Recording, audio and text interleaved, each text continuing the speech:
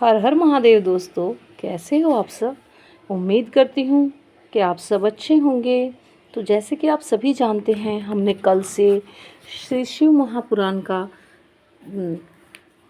पाठ शुरू किया है। हम उसको पढ़ रहे हैं, सुन रहे हैं और आपने भी सुना होगा। यदि हम शिव महापुराण को पढ़ते हैं या सुनते हैं तो हमारे समस्त पाप नष्ट हो जाते हैं और हमारी मनोकामना पूर्ण होती हैं। तो आइए देरी न करते हुए हम आज शुरू करते हैं पहला अध्याय, कथा प्रसंग, तीर्थराज में मुनियों का विराट सम्मेलन। क्योंकि हम ये सभी पुस्तक में से ही पढ़ रहे हैं, इसलिए इसमें जो गलतियां हैं या कुछ भी है उसके हम उसमें हम कुछ नहीं कर सकते। हम इसे सिर्फ पुस्तक में से ही पढ़ रहे हैं और कोशिश कर रहे हैं कि हम इससे कुछ सीखें। तो आइए शुरू करते हैं।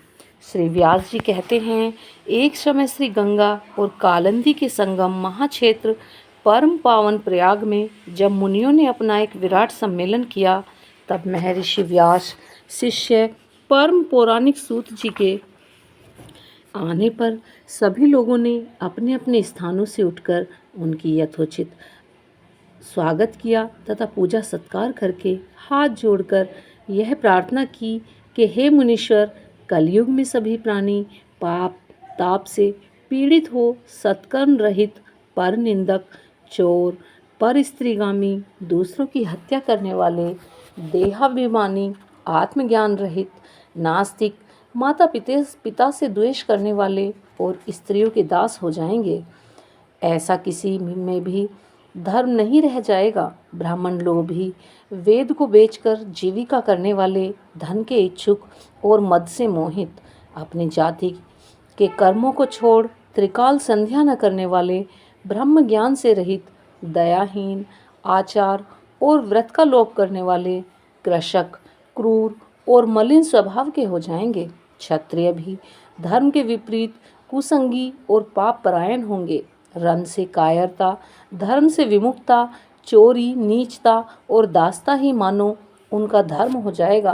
भोगों की लिप्सा और कामनियों की दास्ता उनके जीवन का मुख्य ध्येय होगा तथा गो सेवा और शरणागत की रक्षा से वे विरत हो जाएंगे। प्रजा पालन से दूर और जीव हिंसा में उनकी बड़ी रुचि हो जाएगी। इस प्रकार वेश्य भी संस्कारहीन, अपने धर्म से रहित, कुमार्गी और जैसे भी हो डंडी मारकर केवल धन कमाना ही अपना मुख्य धर्म समझेंगे और वे भी किसी अन्य की ओर कदापि ध्यान नहीं देंगे। वे गुरु, देवता और ब्राह्मणों से रहित, कामी, मलिन आशय वाले, मोहाच्छान और परम लोभी होंगे। ऐसे ही शूद्र भी अपने धर्म को छोड़ तिलक छाप लगा ब्राह्मणों का सा आचार करने वाले, नकली तपस्वी, ब्राह्मणों के तेज हरता, शालिग्राम आदि पाषाण पूजक, होम करता, कुटिल, ब्राह्मणों के निंदक, धनवान, कुकर्मी, विद्वान, विवादी, धर्मलोपक, राजाकृत, दंभी, महाअभिमानी, क्रूर, वर्ण, धर्म के नाशक, सर्व वर्णों से उच्च और दुष्कर्मी हो जाएंगे। इसी प्रकार स्त्रियों में भी धर्म का हाश हो जाएगा और वे तमोगुण से युक्त, जारवासी, पति से विमुखी, माता पिता की भक्ति से रहित, दुराशय युक्त और नित्य रुग्ना करेंगी। तब ऐसी नष्ट बुद्धि संतानों को लोक परलोक में क्या दशा होगी तथा वे किस उपाय से सद्गति को प्राप्त होंगे। हे सूत जी, इस सम्मेलन में आप इस पर प्रकाश डालिए, क्योंकि हम लोगों को इसी बात की बड़ी चिंता है कि जगत की आगे क्या दुर्दशा होगी। परोपकार से बढ़कर दूसरा धर्म नहीं है, अतः इसके लिए जो सर्व सिद्धांतों से मान्य हो, ऐसी कोई सरल युक्ति यदि आप बतलाने की कृपा कीजिए। व्यास जी कहते हैं कि मुनियों की ऐसी बात सुनकर परम पौराणिक सूत जी अपने मन में भगवान शंकर का ध्यान करते हुए बोले। इस प्रकार श्री शिव महापुराण विद्येश्वर संहिता का पहला अध्याय समाप्त हुआ। बोलिए श्री भगवान भोलेनाथ की जय। जो भी कोई इसको सुनेगा, अपने अच्छे मन स्वभाव से सुनेगा तो उसके पाप कर्म अवश्य ही नष्ट होंगे। तो आइए अब देरी न करते हुए हम श्री शिव महापुराण का दूसरा अध्याय सुनते हैं। अध्याय है शिव पुराण की महिमा और संहिताओं के भेद। सूत जी बोले, हे मुनीश्वरों, यह आपने त्रिलोक हितकारी के लिए बड़ा ही अच्छा प्रश्न किया है। मैं आप लोगों की ऐसी रुचि देखकर श्री गुरु जी का स्मरण कर जो कहता हूँ उसे आदर सहित सुनिए और इसे बीच में छोड़कर बिल्कुल भी मत जाइए, नहीं तो पाप लगेगा। कली के पापों का नाश करने वाला परमार्थदायक शिव पुराण नामक ग्रंथ सब ग्रंथों में उत्तम तथा श्रेष्ठ और वेदांत सार का भी सर्वस्व है, जिसके पढ़ने सुनने से मनुष्य सर्वोत्तम शिव गति को प्राप्त होता है। जब तक इस ग्रंथ का उदय नहीं हुआ है तभी तक कलयुग में ब्रह्म हत्यादिक पाप फैल रहे हैं। शास्त्रों के झगड़े, नाना प्रकार के उत्पात, क्रूर यम के भेंटों की निर्भयता, तीर्थों का विवाद, सत्यदान और देवताओं की मान्यता संबंधी विवाद तभी तक महीतल पर हो रहे हैं जब तक श्री शिव महापुराण का पृथ्वी पर उदय नहीं होता है। जब यह प्रत्यक्ष हो जाएगा तब शास्त्रों के परस्पर झगड़े आदि सभी इसकी गर्जना से समाप्त हो जाएंगे, क्योंकि भगवान वेद व्यास के कहे हुए इस पुराण का बहुत महत्व है।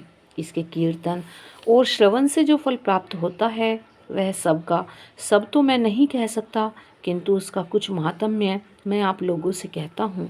इसीलिए आप सब ध्यानपूर्वक सुनिए। इससे मैं अपनी ओर से कुछ नहीं कहूँगा, जो व्यास जी ने कहा है वही मैं सब आपसे कहूँगा। व्यास जी ने कहा कि यदि शिव पुराण का एक या आधा श्लोक भी कोई पढ़ेगा या सुनेगा तो वह पाप से छूट जाएगा, और यदि सावधानी से संपूर्ण पढ़े तो जीवन मुक्त हो जाएगा, और इसके अनुसार आचरण करे तो एक एक दिन में एक एक अश्वमेध यज्ञ का फल पाएगा। यदि कोई दूसरा भी श्री शिव महापुराण की पूजा कर दे तो सब देवताओं की पूजा के समान फल प्राप्त होता है। इसमें कोई संदेह नहीं है, क्योंकि शिव संहिता नामक इस सुधा को स्वयं श्री शिव भगवान ने उपनिषद रूपी समुद्र को मथ कर उसमें से निकाला है। अतः जो इसका पान करेगा वह निश्चय ही अमर हो जाएगा। यदि कोई एक मास इसे पढ़े तो ब्रह्म हत्यादिक पापों से भी वह मुक्त हो जाएगा, और शिवालय में या बेल वृक्ष के वन में जो इस संहिता को पढ़ेगा वह अद्भुत फल का लाभ प्राप्त करेगा। जो श्री भैरव जी की मूर्ति के सामने इसका 3 बार पाठ करता है उसके सभी मनोरथ पूर्ण होते हैं। यदि चतुर्थी के दिन निराहार रहकर बिल्व के मूल में बैठकर इसे पढ़ें तो शिव जी की पूजा के समान है, और उसकी देवता भी पूजा करते हैं। इसमें शिव जी के दिए हुए अर्थ, धर्म, काम और मोक्ष चारों पदार्थों का विवेचन और उनकी प्राप्ति के उपाय तथा शिव जी की लीला और विज्ञान सब कुछ निहित हैं। अतएव यह सब प्रकार से आदरणीय हैं। वेद और श्री ब्रह्मा जी की सम्मति के अनुसार श्री शिव जी ने ही पहले इस श्री शिव महापुराण की रचना की, जिसमें विद्येश्वर संहिता, रुद्र संहिता, विनायक संहिता, उमा संहिता, मातृ संहिता, एकादश रुद्र संहिता, कैलाश संहिता, शतरुद्र संहिता, कोटि रुद्र संहिता, सहस्त्र कोटि रुद्र संहिता, वायव्य संहिता और धर्म संहिता, इतनी संहिताएं इस पुराण में सम्मिलित हैं। ये सभी पुण्यतर हैं। इसमें विद्येश्वर, रुद्र, विनायक ये तीनों संहिताएं 10-10 हजार तथा उमा और मात्र ये दोनों 8-8 हजार, और एकादश रुद्र संहिता 13 हजार, कैलाश संहिता 6 हजार, शतशूद्र 3 हजार, कोटि रुद्र 9 हजार, सहस्त्र कोटि रुद्र 11 हजार, वायव्य संहिता 10 हजार और धर्म संहिता 12 हजार। कुल 1 लाख श्लोका का यह शिव महापुराण है, परंतु इसे शिव जी ने अब केवल 24 हजार का ही सबके लिए रख दिया है, और पुराणों में यह चौथा पुराण कहा जाता है।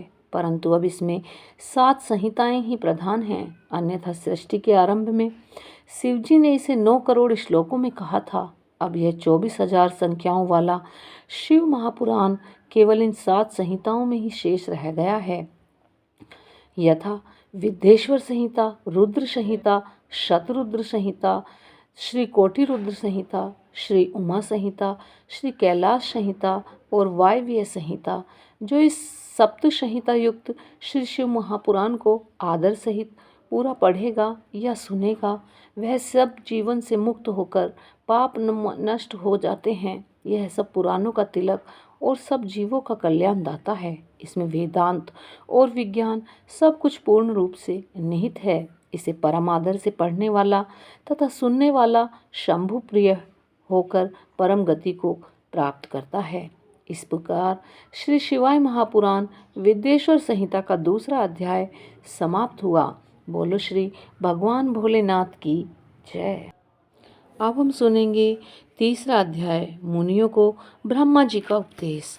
श्री व्यास जी बोले, सूत जी के ऐसा कहने पर उन समस्त ऋषियों ने कहा कि हे महामुनि सूत जी, यदि आप हमें अद्भुत वेदांतर महाशिव पुराण सुनाते हैं तो आपकी बड़ी कृपा होगी। मुनियों से ऐसा सुनकर शिव जी का स्मरण करते हुए श्री सूत जी महाराज प्रसन्न होकर बोले, अच्छा, तो अब आप लोग इस अनामय शिव महापुराण को ही सुनिए, जो समस्त वेदों का सार है और जिसमें भक्ति, ज्ञान और वैराग्य तीनों का वर्णन है। हे ऋषियों, पूर्व समय में जब पुनः पुनः कल्पों का क्षय होता गया और उसके पश्चात जब इस कल्प का प्रादुर्भाव हुआ, तब सृष्टि संबंधी कार्यों के आरंभ होने पर षष्ठ कुलीन अर्थात 6 कर्मों के करने वाले उत्तम कुल के मुनियों में यह मतभेद उत्पन्न हो गया कि यह सबसे पर है या नहीं। तब इसके निर्णय के लिए वे लोग ब्रह्मा जी के पास गए। ब्रह्मा जी ने कहा, जो सबसे पहले उत्पन्न हुआ और जिसमें मन वाणी का कोई गम नहीं तथा जिसमें ब्रह्मा, विष्णु, रुद्र, इंद्रादिक महाभूतों और इंद्रियों आदियों से संयुक्त सारे जगत की उत्पत्ति होती है, वही सबसे पर है और वह सर्वज्ञ जगदीश्वर महादेव जी हैं, जो परम भक्ति से दिखाई पड़ते हैं तथा रुद्रादि सभी देवता जिनके दर्शनों की अभिलाषा रखते हैं।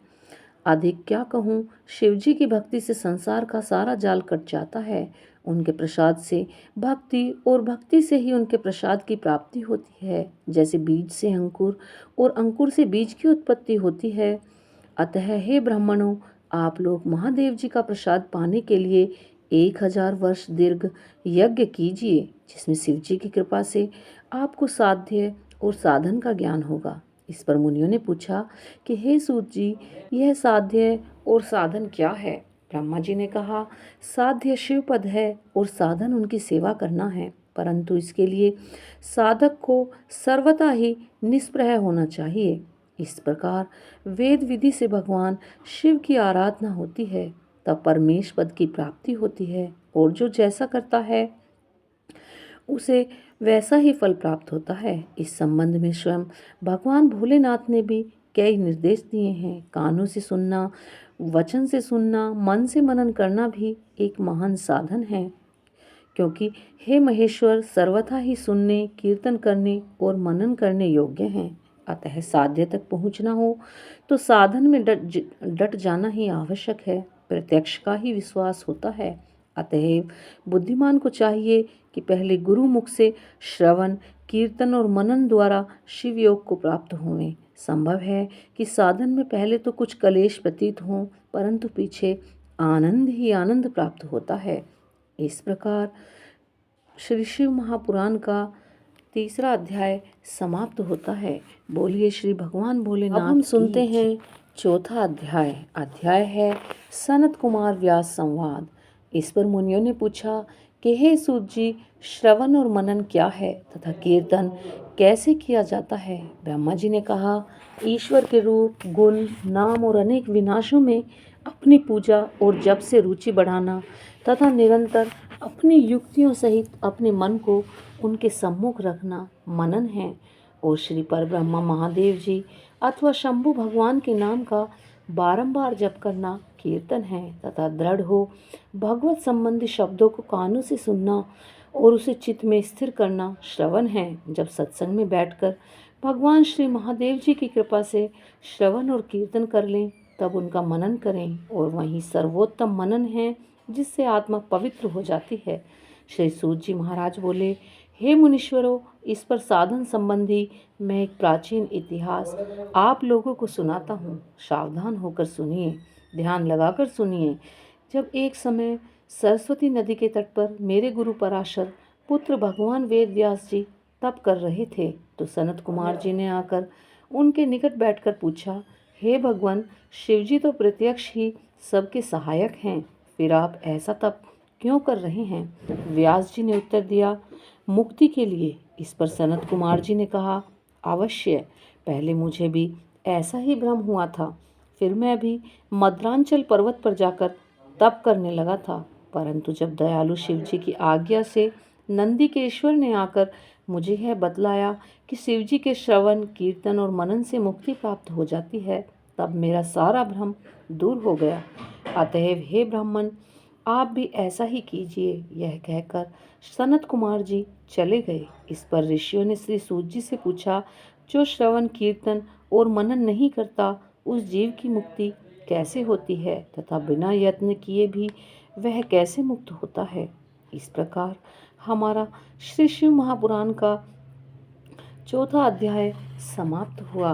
बोलिए श्री भोलेनाथ भगवान की जय। तो आइए अब हम सुनते हैं पांचवा अध्याय।